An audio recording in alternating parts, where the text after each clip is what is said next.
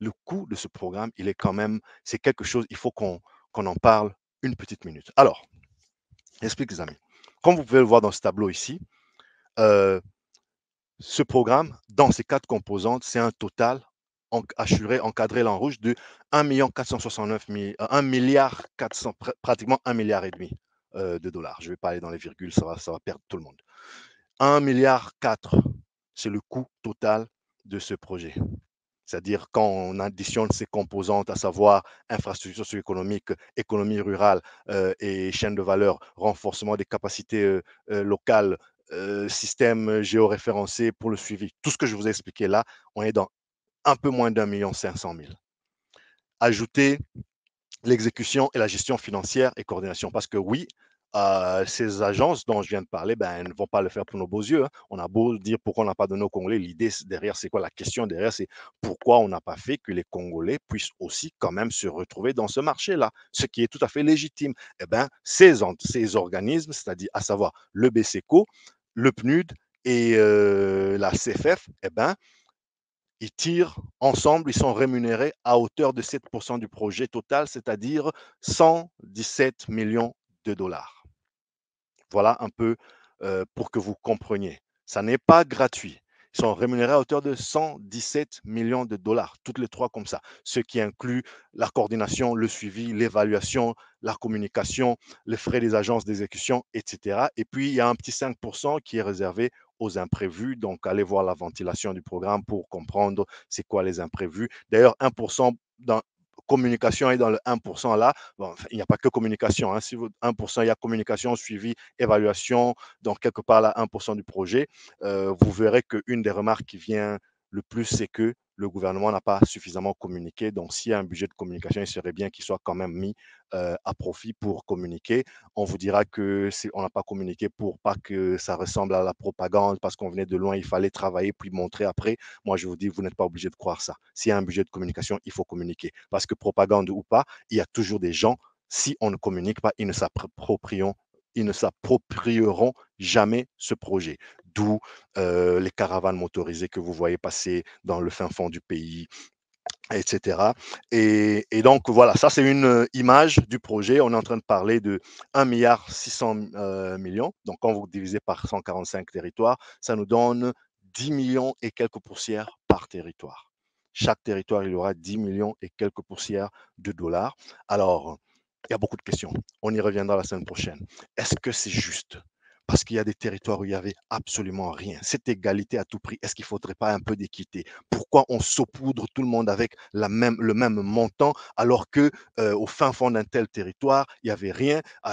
Vous n'allez pas me dire, par exemple, que les territoires qui composent la province du Lualaba, dans le territoire, je sais pas, de Lubudi, un territoire dans une autre province. Donc, bref, l'idée, c'est de dire, est-ce qu'il n'y aurait pas eu dû y avoir une certaine réflexion pour dire à celui qui a rien, on lui donne un peu plus que celui qui en a déjà un peu. Voyez-vous? Donc, c'est un peu l'idée. Mais bon, je crois que ça se discute. Il y a aussi un truc sur lequel je vais revenir dans la semaine, donc le week-end prochain, quand on va en reparler. Et soyez nombreux, s'il vous plaît, partagez et revenons, rediscutons-en. Commentez cette fois-là encore plus qu'aujourd'hui.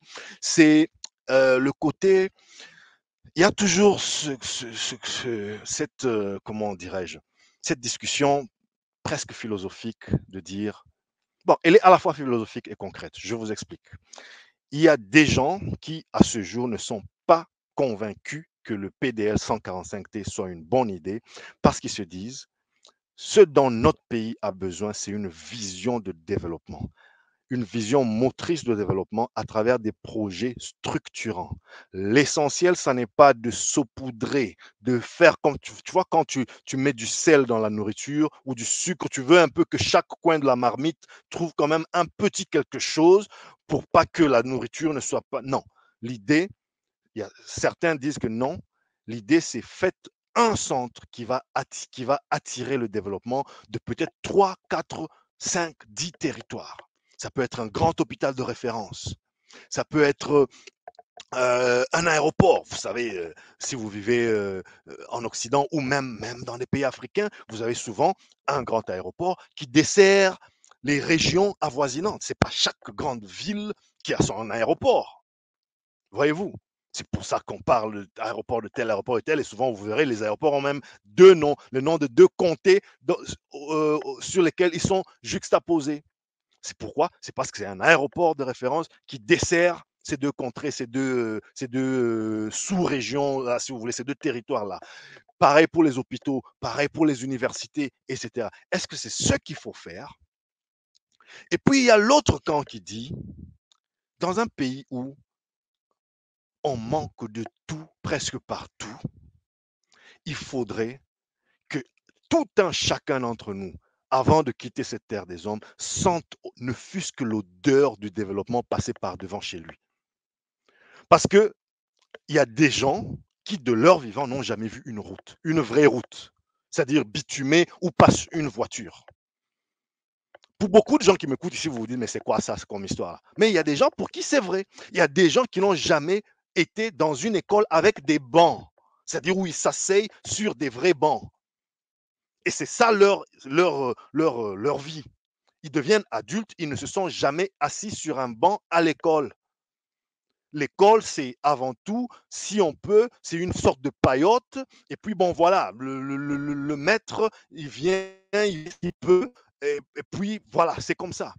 Mais est-ce que ceux-là, ils ne pourraient pas, ne fût-ce que une bonne partie d'entre eux, pour une bonne partie d'entre eux, avoir la chance de leur vivant d'aller dans une école où il y a un tableau, des chaises, des bancs, des craies, du matériel, des livres. Voilà, c'est des choses que vous et moi, pour la plupart d'entre nous, on pourra. Mais il faut penser à eux aussi. Donc, du coup, quelle est la bonne manière?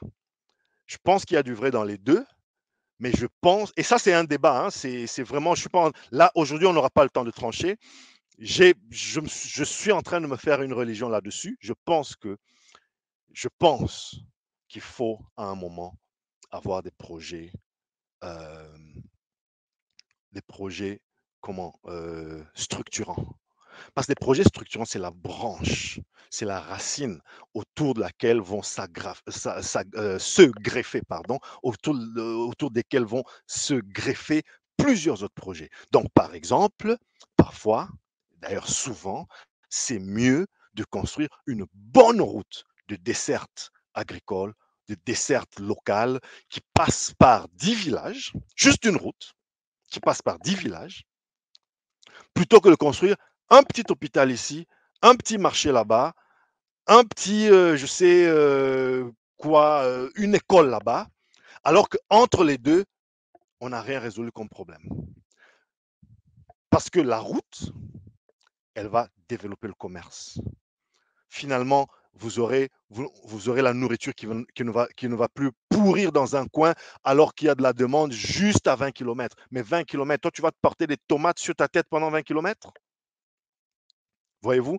Donc, il faut regarder. Mais ce n'est pas de l'indécision, mais je vous dirais quand même que dans un pays où tout est tellement urgent, tellement prioritaire, tellement important que la RDC, il n'est pas utopique, il n'est pas inutile de considérer qu'il faut trouver un équilibre entre les deux manières de faire.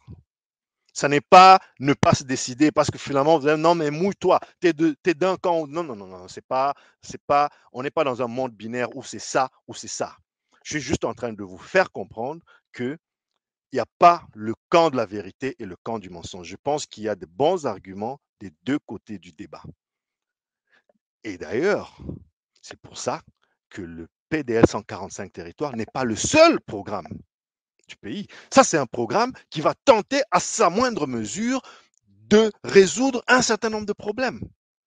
Mais qu'en est-il du programme du gouvernement Samalou Kondé, le programme des Warriors? Il est là aussi, qui mobilise aussi ses financements. Peut-être si ce programme des 145 territoires n'a pas fait construire une route, eh ben, qu'un autre programme vienne faire construire cette route-là. Ça, on fait une fixette sur le 145 territoires parce que dans la symbolique, c'est quand même un des plus grands programmes qu'on ait vu dans, non pas dans le montant alloué, encore qu'il faudrait qu'on regarde, là, de mémoire, je n'ai pas tous les chiffres de tous les programmes qui ont été faits, mais dans la symbolique. le fait de savoir que dans tous les coins et recoins du pays, il y a de la chance qu'on sente l'odeur du développement passer par là, qu'on sente une route construite, qu'on sente l'odeur d'un nouvel hôpital qui fonctionne, d'une nouvelle école, d'un bâtiment administratif où tu peux aller faire ton acte de naissance, ton... Mais c'est quand même incroyable. Moi, je trouve que, franchement, ça, c'est pas le genre de programme à politiser, chers compatriotes. Moi, je pense que ce programme, et on en reparlera, j'anticipe un peu sur ce qu'on va dire dans le prochain numéro parce que c'est tellement important pour moi. Ça, c'est un programme, à mon avis. Il y en aura d'autres hein, qui vont le compléter. Chaque gouvernement aura sa vision, etc. Mais déjà, cette vision-là, elle doit rentrer dans une stratégie. C'est pour ça qu'il faut avoir un plan de développement à 30 ans. Il faut arrêter les improvisations où chaque quinquennat, quelqu'un vient nous sortir de son chapeau un truc dont waouh, personne n'a jamais pensé. Non, on devrait se comporter comme une nation mature où on a un plan de 30 ans, un programme de 30 ans. Et dans ce programme-là, dans ce programme de 30 ans, dans ce plan de 30 ans, il y aura des programmes qui seront subdivisés en projets. Certains prendront une importance plus grande que d'autres lors d'un quinquennat, d'autres reviendront lors d'un autre. Voilà, après tout, lorsque quelqu'un, dans le meilleur des mondes, un président de la République, il doit être élu sur un programme, quoique chez nous, c'est une autre question, je ne veux pas vous embarquer dans cette histoire-là, mais une fois qu'il est élu, il doit au moins être en mesure d'assumer et de faire ce pourquoi on croit l'avoir élu. Et donc, il faut lui donner les coups des franches. Il faut qu'il gère. Et puis, à la fin, on va le juger. C'est pour ça que moi, je ne suis pas... Je prêche contre une position fanatique par rapport au gouvernement et au président de la République actuelle. Ils ont décidé de miser sur ce projet. Il faut les assister. Il faut pousser pour que ce soit fait. Et si ça n'est pas fait, il faut que tout soit mis en place pour qu'ils répondent. C'est ça une attitude citoyenne. Parce qu'après eux, ceux qui viendront, ils devront continuer avec un programme comme celui-ci. Et ce genre de programme devrait être le baromètre à l'aune duquel seront mesurés pas mal de gouvernements, pas mal de quinquennats, de régimes qui viendront après celui qui est au pouvoir aujourd'hui. Parce que franchement, ce n'est pas une question politique. Quand vous me parlez d'amener des routes, des écoles, des hôpitaux et tout ce que je viens de vous citer ici, dans des coins où il n'y en a jamais eu depuis que le Belge est parti en 60, moi je dis, est-ce qu'on peut pour une fois ne pas tout politiser? On peut se battre sur le bilan, sur ce qui aurait dû être fait, sur ce qui aurait pu, sur ce qui a, sur ce qui n'a pas été fait, mais ceux qui viendront après, il faudrait qu'on les mesure au même baromètre de ces programmes ici. Voilà ceux qui ont commencé. Parce que je ne pense pas que comme dans les 50 ans à venir, il y aurait un président de la RDC qui penserait que ce programme est inutile. Dites-moi si vous pensez ça. Je ne pense pas qu'il y a un seul dirigeant, président c'est aller loin, ministre, même chef de quartier, qui penserait que ce programme est inutile. Alors, qu'il ne soit pas la priorité, que vous préfériez un programme plus structurant, qui ne soit pas mené par tel ou mais plutôt par un tel autre. Ça, c'est un autre débat. Mais franchement, amener le développement à la base, dans un pays qui n'en a pas eu depuis comme ça pratiquement depuis qu'il a existé, bon, depuis que les Belges sont partis, c'est-à-dire depuis 60 ans, c'est-à-dire la plupart des gens qui m'écoutent aujourd'hui, s'il y a beaucoup de personnes de plus de 60 ans ici, je vous salue, commentez, écrivez-moi, mais je soupçonne que la plupart des gens qui m'écoutent et qui écouteront cette vidéo, en nombre, les plus nombreux, c'est les moins de 60 ans.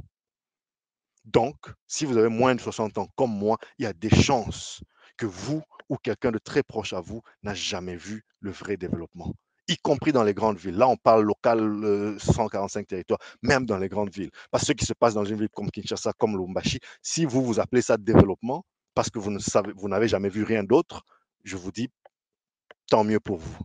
Mais quand vous prenez un peu de recul, vous vous rendez compte que ce n'est pas le développement. C'est des grands villages. C'est du grand n'importe quoi.